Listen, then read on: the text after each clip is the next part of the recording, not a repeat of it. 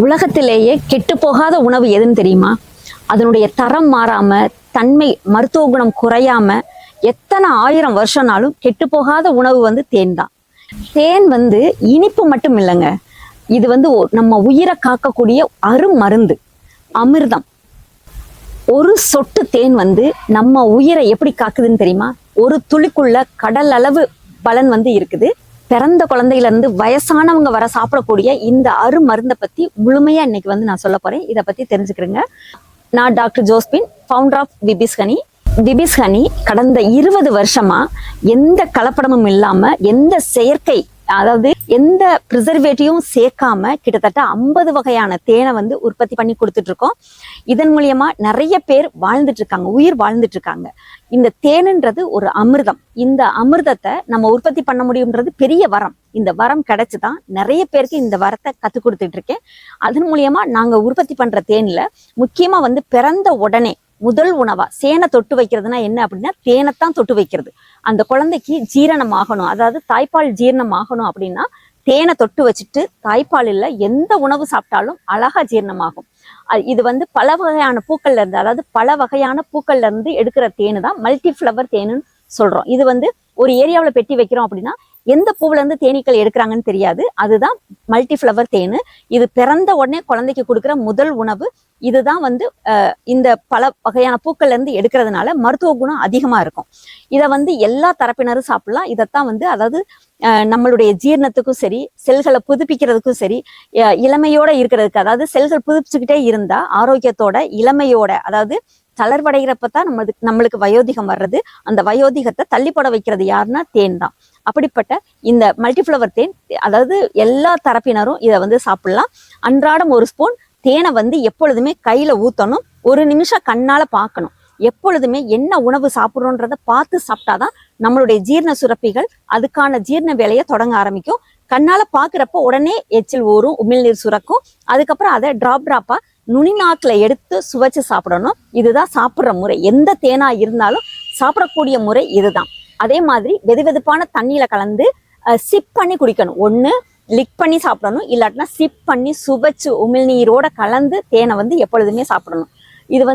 இது நாங்க வந்து நிறைய வெரைட்டி கொடுத்துட்டு இருக்கோம். அதுல வந்து பாத்தீங்கன்னா ஃபர்ஸ்ட் வந்து நாவல் தேன். நாவல் தேன் வந்து பாத்தீங்கன்னா 60% நவாமரங்களா இருக்கிற ஏரியாவில் தேனி பெட்டிகள் போட்டு இந்த தேனை வந்து கலெக்ட் பண்றோம். நிறைய பேர் என்ன சொல்றாங்கன்னா, சர்க்கரை நோயாளிகள் தேன் சாப்பிடக்கூடாது, இதுல வந்து குளுக்கோஸ் இருக்குது, இதுல வந்து ஃப்ரக்டோஸ் தான் அதிகமா இருக்குது. குளுக்கோஸ் வந்து அதை விட கம்மியா தான் இருக்குது. ஆனாலும் இப்ப நம்ம ஒரு முடியல ஹாஸ்பிட்டல் போறோம் அப்படின்னா உடனே வந்து பாத்தீங்கன்னா குளுக்கோஸ் வந்து ரத்தத்துல தான் ஏத்துறோம். அதை சாப்பிட்ற முறை தான் முக்கியமே தவிர, இனிப்புக்கு மருந்து இனிப்பு தான். அதை வந்து சாப்பிட்ற முறையை மட்டும் நம்ம மாத்திக்கிட்டோம்னா போதும். சிப் பண்ணி இதை சாப்பிடணும். அதுவும் நெல்லி பொடியோட சேர்த்து சாப்பிட சொல்றோம். நெல்லி பொடியோட வெதுவெதுப்பான தண்ணியில கலந்து சிப் பண்ணி சாப்பிட்டோம்னா நம்மளுக்கு சர்க்கரை நோய் வந்து பாத்தீங்கன்னா கம்ப்ளீட்டா வந்து சரியாகும். அதாவது கொஞ்சம் கொஞ்சமா நம்மளுக்கு வந்து இன்சுலின் சுரப்பியை வேலை செய்ய வச்சு இது வந்து நம்ம அந்த நோயில இருந்து நம்மளை வந்து விடுவிக்கிறது வந்து, அதாவது குணப்படுத்துறது. அதே மாதிரி இந்த நாவல் தேன் இது வந்து எல்லா தரப்பினரும் சாப்பிடலாம், முக்கியமா சர்க்கரை நோயாளிகள் சாப்பிடலாம். அதே மாதிரி சாஃப்ரான் ஹனி, அதாவது குங்குமப்பூ தேனுன்னு சொல்லுவாங்க. இது வந்து குங்குமப்பூ பூக்கிற டயத்துல அந்த மரத்துல அந்த ஏரியாவில் வச்சு எடுக்கிறதா. அது நம்ம ஏரியாவில் கிடையாது. தமிழ்நாட்டிலையும் சரி, இந்த சவுத் சைடு வந்து பாத்தீங்கன்னா இல்லை. ஆனா நார்த் சைடு வந்து இந்த தேன் வந்து உற்பத்தி பண்றாங்க. இங்க இருந்து நம்மளுக்கு வந்து லூதியானா, அதே மாதிரி ஜெய்ப்பூர்லாம் பாத்தீங்கன்னா சோம்பு தேன் போட்டிருந்தாங்க, சூப்பரா இருந்தது. இந்த மாதிரி தேன் வந்து நம்ம ஸ்பெஷலா, அதாவது தனிமலர் தேனா வந்து பாத்தீங்கன்னா எங்கெல்லாம் கிடைக்குதோ விவசாயிகள்ட்ட இருந்து அதை நம்ம வாங்கிக்கவும் செய்யலாம். அதாவது தேனி வளர்ப்புன்றது, நான் பெட்டிகள் வளர்த்து நிறைய விவசாயிகளை வளர்க்க வச்சிட்டு இருக்கேன். அவங்கள்ட்ட இருந்து உற்பத்தி பண்ற தேனை நேரடியாகவும் வாங்கவும் செய்யறேன், கொடுக்கவும் செய்யறேன். அதே விவசாயி வந்து எனக்கு பத்தலை, நான் பெட்டிகள் வச்சு வளர்த்துட்டு இருக்கேன், எனக்கிட்ட வந்து தேன் நிறைய பேர் கேட்டு வர்றாங்க அப்படின்னாலும் அவங்களுக்கு கொடுக்கவும் செய்யறேன். மொத்த விலைக்கு கொடுக்கவும் செய்யறேன், வாங்கவும் செய்யறேன். அந்த மாதிரி இந்த குங்குமப்பூ தேன் வந்து பாத்தீங்கன்னா இதை வந்து பால்ல போட்டு கொடுத்தா பெண்களுக்கு ரொம்ப நல்லது. முக்கியமா கன்சீவ் ஆகுறப்ப இருந்தே இதை வந்து சாப்பிட்டோம்னா, அதாவது குழந்தைக்கு ஆரோக்கியத்தை கொடுக்கக்கூடிய ஒரு உணவு வந்து பாத்தீங்கன்னா இந்த குங்குமப்பூ. அதனாலதான் அது குழந்தை சிவப்பா பிறக்கும், ஆனா கலர் கொடுக்கும். ஆனா எந்த சத்து பற்றாக்குறை இல்லாம அந்த குழந்தை வந்து ஜனிக்கிறதுக்காக தான் இந்த குங்குமப்பூ வந்து கர்ப்பிணி பெண்கள் வந்து சாப்பிடணும்னு சொல்லியிருக்காங்க.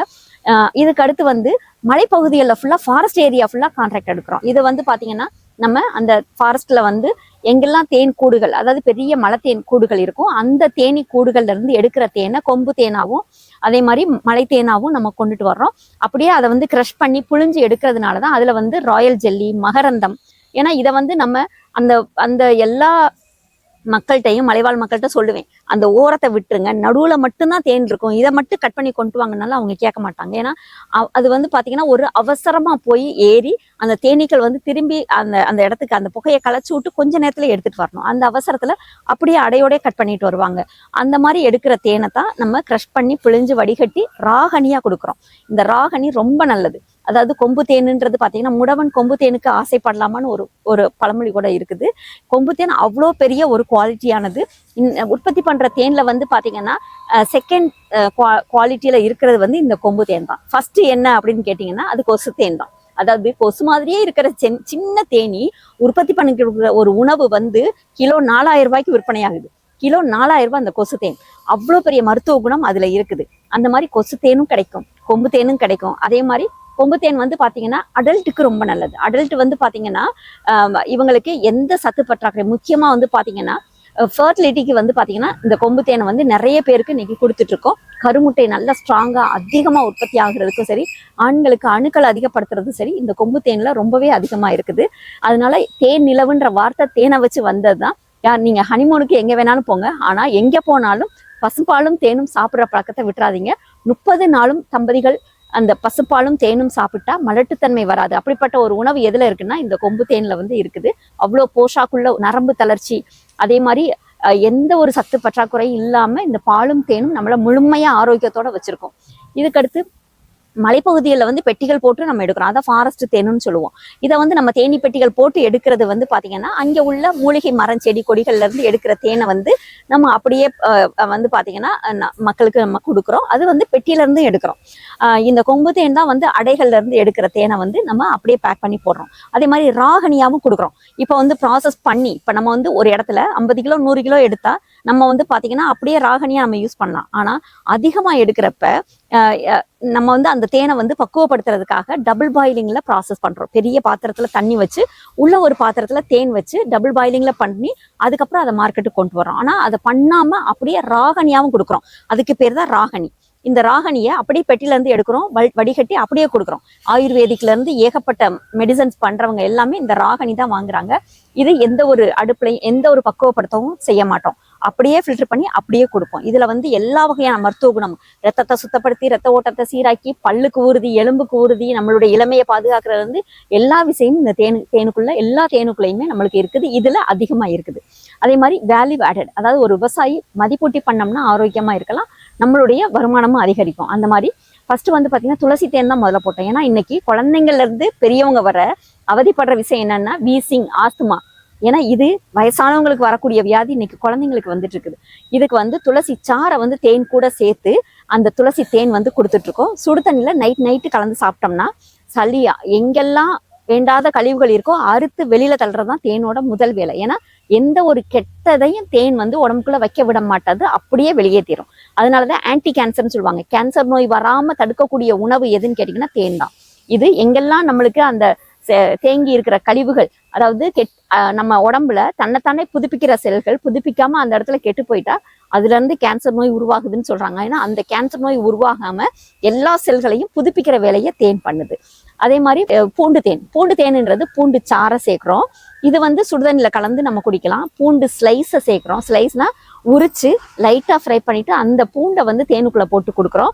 அதை மசிச்சும் தேனுக்குள்ள போட்டு கொடுக்குறோம். ஏன்னா அதை வந்து பிரெட், ஜாம், இதுகள் பிரெட்ல எல்லாம் வச்சு பாத்தீங்கன்னா அந்த மசிச்சு அந்த பூண்டு தேன் வந்து சாப்பிட்றது அவ்வளோ ரிலீஃபா இருக்கும்.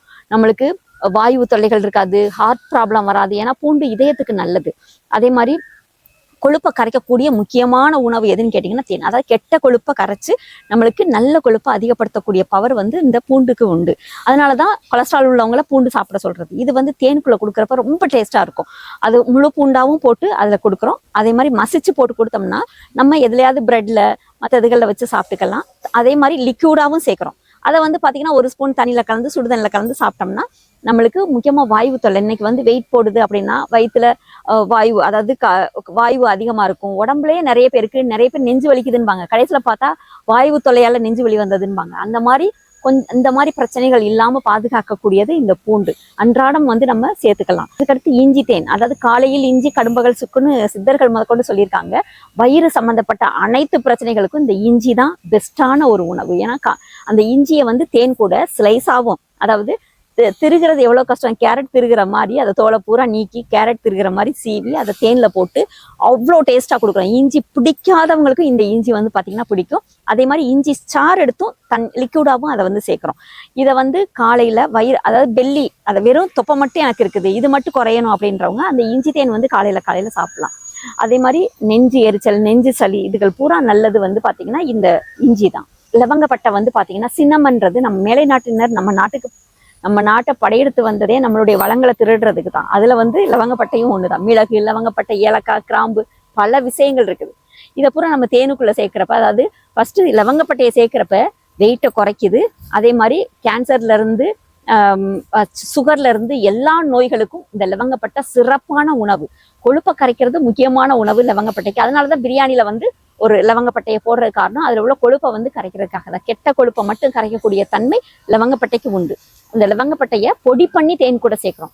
இப்ப இஞ்சியை எப்படி சாறு எடுத்தும் ஸ்லைஸ் பண்ணி சேர்க்கிறோமோ இதை வந்து பொடி பண்ணி தேன் கூட சேர்த்து இந்த தேனை வந்து மக்கள்கிட்ட, எதுலையுமே ப்ரிசர்வேட்டிவ் கிடையாது, மக்கள்கிட்ட கொண்டு போய் கொடுத்துட்டு இருக்கோம். இது வந்து அன்றாடம் ஒரு ஸ்பூன் சாப்பிடலாம். கேன்சர் நோயாளிகளுக்கு முதற்கொண்டு இந்த லவங்கப்பட்டை ரொம்ப சிறப்பான ஒரு உணவா இருக்குது. பாதாம், பிஸ்தா, நிறைய பேர் சொல்லுவாங்க என் பிள்ளை ரொம்ப நீங்க மெலிகிறதுக்கு, அதாவது கொழுப்பை கரைக்கிறதுக்கு சொல்றீங்களே, கொஞ்சம் நல்லா ஸ்ட்ராங்கா இருக்கணும், ஸ்ட்ரென்த்தா இருக்கணும்னா பாதாம், பிஸ்தா, முந்திரி, அத்திப்பழம் இது போட்டு தேனுக்குள்ள போட்டு ஊற வச்சு இதை வந்து கொடுக்குறோம். இது வந்து நல்ல போஷாக்கா வச்சிருக்குது குழந்தைங்களை. பாதாம் இருக்கிறதுனால அவ்வளோ பெரிய போஷாக்கு அந்த குழந்தைங்களுக்கு வந்து கிடைக்கும். அத்திப்பழத்தை மட்டும் தனியா போடுறோம். ஏன்னா இது எதுக்குன்னா ரத்த சுத்திகரிப்பு, ரத்த விருத்திக்கு, மலச்சிக்கலுக்கு, அதே மாதிரி மூலம் சொல்ற ஒரு வியாதிக்கு வந்து பாத்தீங்கன்னா இந்த அத்திப்பழம் ரொம்ப நல்லது. அறுசுவை கனிம்பாங்க. இது வந்து எல்லா கடவுள்கள் காலத்திலேயே பயன்படுத்தப்பட்ட ஒரு கனி. இந்த அத்தி கனியை வந்து தேன் கூட ஊற வச்சு இதை வந்து கொடுத்துட்டு இருக்கோம். இது வந்து ரொம்ப சிறப்பான ஒரு உணவு இந்த அத்திப்பழம்ன்றது. இதுக்கு அடுத்து வந்து பாத்தீங்கன்னா ரோஜாப்பூ வந்து ரோஜாப்பூ மாதிரி குழந்தை பிறக்கணும். ரோஜாப்பூ அப்படின்றது ஸ்கின்னுக்கு நல்லது, அதே மாதிரி ஹார்ட்டுக்கு நல்லது. நம்மளுக்கு வந்து பாத்தீங்கன்னா குளிர்ச்சி, அல்சர் உள்ளவங்க இந்த ரோஜாப்பூ தேனை சாப்பிட்டோம்னா அல்சர் கம்ப்ளீட்டா சரியாயிரும். அதே மாதிரி கர்ப்பிணி பெண்கள் வந்து பாத்தீங்கன்னா இந்த ரோஜாப்பூ இதழை வந்து அப்படியே நல்ல பக்குவமா எடுத்து அதை வந்து தேன் கூட சேர்த்து நாங்க வந்து இதை கொடுக்குறோம். இந்த ரோஜாப்பூ தேன் வந்து குளிர்ச்சியை கொடுத்து நம்மளுடைய வயிறு, அதாவது உடம்பு வந்து சீரா இருக்கிறதுக்கு அது நல்ல குளிர்ச்சியை கொடுக்கும். அதனால உடம்பு அப்படியே சீரா இருக்கும், ஸ்ட்ரென்த்தா இருக்கும், ஸ்கின் கொண்டு நல்ல க்ளோவாகும். அந்த அளவுக்கு இந்த ரோஜாப்பூ தேன் முடிக்கு கொண்டு இந்த ரோஜாப்பூவை வந்து பயன்படுத்தலாம். அதாவது முடிக்குன்னா நம்ம பெரும்பாலும் இதை வந்து பார்த்தீங்கன்னா ஆம்லா ஹேர் ஆயில்ன்றதை விட ஆம்லா ஹேர் ஆயில் தேய்ச்சா வளராதுங்க, அதை சாப்பிட்டாதான் வளரும். சாப்பிட்றதுனா நெல்லிக்காயை வந்து தேன் கூட சேர்த்து சாப்பிடணும். இந்த நெல்லியும் தேனும் பயங்கரமான ஒரு உணவு. காயக்கல்பக்கனி, இதயக்கனி, கால்சியம் அதிகமாக உள்ள கனி, விட்டமின் சி அதிகமாக உள்ள கனி, இதெல்லாம் எதுன்னு கேட்டிங்கன்னா ஔவையாருக்கு அதிகமான கொடுத்த கர்நெல்லிக்கனி. அது கர்நெல்லிக்கனியில் எல்லா நெல்லிக்கனிலையும் நம்மளுடைய வாழ்நாள் அதிகப்படுத்தக்கூடிய தன்மை உண்டு. அதனால தான் நெல்லியை அன்றாடம் சேர்க்க சொல்வேன். நெல்லி பொடியாவோ நெல்லி கனியாவோ. இப்போ நெல்லி கனி பச்சையாக சாப்பிட்றப்ப நீர்ச்சத்து அதிகமாக இருக்கும், சைனஸ் உள்ளவங்க சேர்க்கக்கூடாது. அதே இது நெல்லி பொடியாக்கிட்டா அதனுடைய மருத்துவ குணத்தை பாருங்க, கடவுளுடைய அதிசயம். ஆஸ்துமாவுக்கு வந்து கியூர் பண்ணக்கூடிய தன்மை நெல்லி பொடிக்கு உண்டு. அந்த அளவுக்கு இதுல மருத்துவ குணம் வந்து மாறுபடுது. ஒரு கனியை வந்து முழுசா சாப்பிட்டா இது வந்து, அதாவது சைனஸ் உள்ளவங்க சாப்பிடக்கூடாது. அதே இது காய வச்சு பொடி பண்ணி சாப்பிட்டா அந்த சைனஸ் வந்து கியூர் ஆகுது. அப்படிப்பட்ட ஒரு கனி தான் இது, காயக்கல்ப கனின்னு சொல்லுவாங்க. அன்றாடம் வந்து பாத்தீங்கன்னா தேனும் நெல்லிக்கனியும் சாப்பிட்டோம்னா எந்த நோயுமே வராது, ஆரோக்கியத்தோட நீண்ட ஆயுளோட வாழலாம். அதே மாதிரி கடுக்காய் வந்து பாத்தீங்கன்னா காலையில் இஞ்சி கடும்பகல் சுக்கு மாலையில் கடுக்காய்ன்னு நம்மளுடைய சித்தர்கள் சொன்னதுனால இரவுல வந்து பாத்தீங்கன்னா நம்ம கடுக்காய் டெய்லி ஒரு 1/4 டீஸ்பூன் சேர்த்துக்கிட்டோம்னா ரொம்ப நல்லது. அதுக்கு பதிலாக தேன் கூட கடுக்காய் பொடியை சேர்த்தே நம்ம கொடுக்குறோம். இது வந்து பல நோய்களுக்கு, கோலுண்டிய கிழவனும் கோலை தூக்கி போட்டுட்டு ஓடக்கூடிய அளவுக்கு மிடுக்கான பவரை எது கொடுக்குதுன்னா இந்த கடுக்காய் பொடி தான் கொடுக்குது. அதனால இந்த கடுக்காய் தேன் வந்து இரவுல சாப்பிடணும், மலச்சிக்கல் வராது, மூலத்துக்கு நல்லது. அதே மாதிரி நரம்பு தளர்ச்சிகளுக்கு இது ரொம்ப பயங்கரமான ஒரு மெடிசன் வந்து இந்த கடுக்காய் தேன். அதே மாதிரி கருஞ்சீரகம் மரணத்தை தவிர அனைத்து நோய்களுக்கும் இந்த கருஞ்சீரகத்தை வந்து சொல்லியிருக்காங்க.